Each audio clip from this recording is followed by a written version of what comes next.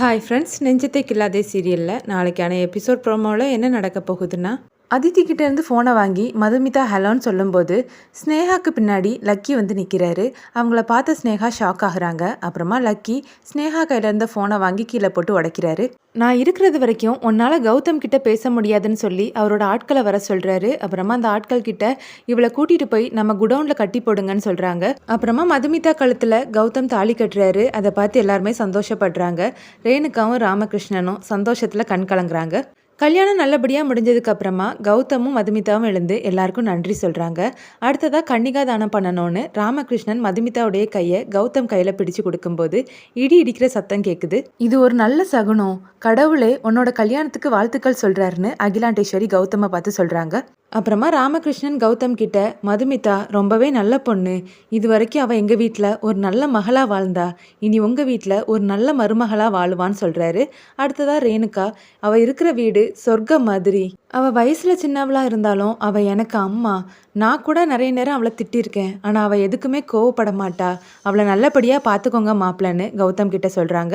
அடுத்ததாக அதித்தியும் பிங்கி பாட்டியும் மதுமிதாவை பற்றி பேசுகிறாங்க. அவளை நல்லபடியாக பார்த்துக்கோங்கன்னு சொல்கிறாங்க. ராமகிருஷ்ணன் கௌதம் கிட்ட, மாப்பிள்ள என்னை மன்னிச்சிருங்க, இதை நான் தாலி கட்டுறதுக்கு முன்னாடியே உங்ககிட்ட கொடுத்துருக்கணும், அந்த நேரம் இதை என்னால் தர முடியாமல் போயிடுச்சுது, இப்போ இதை நீங்கள் மறுக்காமல் வாங்கணும்னு சொல்லி 25 சவர நகையும் 25 லட்சம் பணமும் கொடுக்குறாரு. அதை பார்த்து எல்லாருமே ஷாக்காகி நிற்கிறாங்க. சகுந்தலாவும் லக்கியும் பயந்து போய் நிற்கிறாங்க. ஆமாம் என்ன சார் இதுன்னு கௌதம் கேட்க, இது பொண்ணை கட்டி கொடுத்தவங்க நாங்கள் செய்ய வேண்டிய சீருன்னு ராமகிருஷ்ணன் சொல்ல, இல்லை சார் இது நீங்களா செஞ்சது மாதிரி தெரியல, இங்கே இருக்கக்கூடிய யாராவது உங்களை கட்டாயப்படுத்தி கேட்டாங்களான்னு கௌதம் கேட்குறாரு. ரேணுகாவும் ராமகிருஷ்ணனும் சகுந்தலாவை பார்க்க சகுந்தலா என்ன செய்யணும்னு தெரியாமல் நிற்கிறாங்க. அப்புறமா ராமகிருஷ்ணன், அதெல்லாம் ஒன்றும் இல்லை மாப்பிள்ள, இதை யார் சொல்லியும் நாங்கள் செய்யலை, இது செய்கிறது எங்களோட கடமை, நீங்கள் வாங்கிக்கோங்கன்னு சொல்ல, ஆமாம் மாப்பிள்ள மிச்ச பணத்தை நாங்கள் அப்புறமா தந்துடுறோன்னு ரேணுகா சொல்கிறாங்க.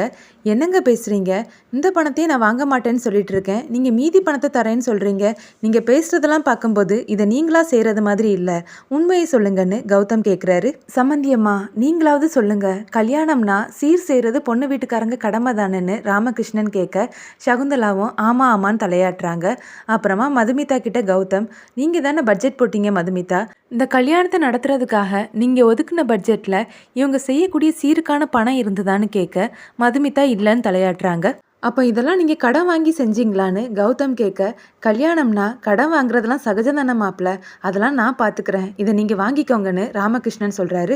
அப்புறமா சகுந்தலா ராமகிருஷ்ணன் கிட்ட, என்ன சம்மந்தி நீங்கள், கௌதம்க்கு இதெல்லாம் சுத்தமாக பிடிக்கவே செய்யாது, நீங்கள் பேசாமல் அதை உள்ளே கொண்டு போய் வைங்கன்னு சொல்கிறாங்க. அப்படியே அந்தர்பல்ட்டி அடிச்சிட்டாலே, இப்போ நாமளும் நம்ம சார்பாக ஏதாவது பேசி வைக்கணும்னு லக்கி ராமகிருஷ்ணனை பார்த்து, என்ன ப்ரோ நீங்கள், கௌதமே சொக்க தங்கம், அவனுக்கு எதுக்காக தங்கம், இதை பார்க்கவே என் கண்ணு கொண்டு ஆக மாட்டேங்குது, உள்ள கொண்டு போயிருங்கன்னு சொல்றாரு. அவங்க ரெண்டு பேரும் பேசுறதையும் பார்த்து ராமகிருஷ்ணன் மனசுக்குள்ளே சிரிக்கிறாரு. அப்புறமா கௌதம் ராமகிருஷ்ணன் கிட்ட, பாத்தீங்களா சார், என் குடும்பத்தில் இருக்கக்கூடிய யாருமே இந்த மாதிரி எண்ணத்தோட இல்லை, இதுக்கப்புறம் இதே மாதிரி ஏதாவது நீங்க செய்யணும்னு நினைச்சா என்கிட்டயோ இல்லை அம்மா கிட்டேயோ பேசிட்டு முடிவெடுங்கன்னு கௌதம் சொல்றாரு.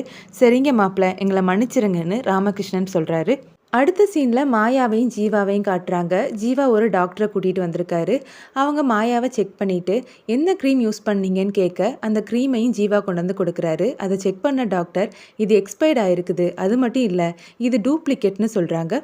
அப்போ என்னோட முகம் இப்படி தான் இருக்குமான்னு மாயாவில், கவலைப்படாதீங்க, நான் தரக்கூடிய மெடிசனை நீங்கள் எடுத்துக்கோங்க, சீக்கிரமாக சரியாயிரும்னு டாக்டர் மருந்து எழுதி கொடுக்குறாங்க. சரியாகிறதுக்கு எத்தனை நாள் ஆகும் டாக்டர்னு கேட்கும்போது 2 நாள் ஆகும், அது வரைக்கும் நீங்கள் 2 பேரும் தனித்தனியாக தான் இருக்கணும், ஒன்றா சேரக்கூடாதுன்னு சொல்லிட்டு டாக்டர் போகிறாங்க.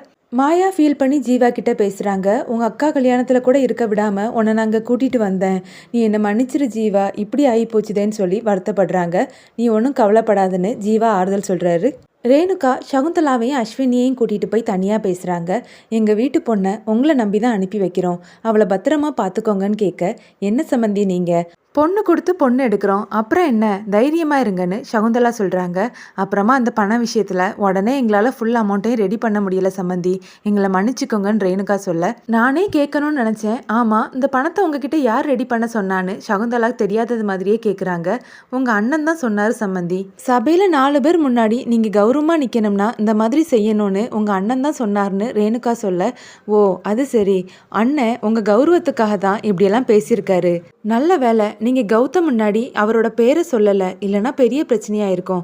இனிமேல் என் அண்ணன் ஏதாவது சொல்லிச்சுதுன்னா என்கிட்ட வந்து பேசுங்க சம்மந்தின்னு சகுந்தலா சொல்கிறாங்க. சரிங்க சம்மந்தி, நல்லபடியாக கல்யாணம் முடிஞ்சிடுச்சுது. இனி மண்டபத்தை காலி பண்ணணும், நான் அதுக்கான வேலையை பார்க்குறேன்னு சொல்லிட்டு ரேணுகா அங்கேருந்து போகிறாங்க. சகுந்தலா அவங்களோட மனசில் கல்யாணம் நல்லபடியாக முடிஞ்சிடுச்சுன்னு ரொம்ப சந்தோஷமாக இருக்கியா ரேணுகா? உன் பொண்ணை என்னோட வீட்டு மருமகளாக நான் கூட்டிகிட்டு போகலை, என் வீட்டு வேலைக்காரியாக தான் நான் கூட்டிகிட்டு போக போகிறேன். இது வரைக்கும் அந்த வீட்டில் நான் சொன்னது மட்டும்தான் நடக்கும், இனிமேலும் அதே மாதிரி தான் நடக்கும். உன் பொண்ணு என் பேச்சை கேட்டு தான் அந்த வீட்டில் நடக்கணும்னு சகுந்தலா அவங்களோட மனசில் நினைக்க இந்த எபிசோட் முடியுது.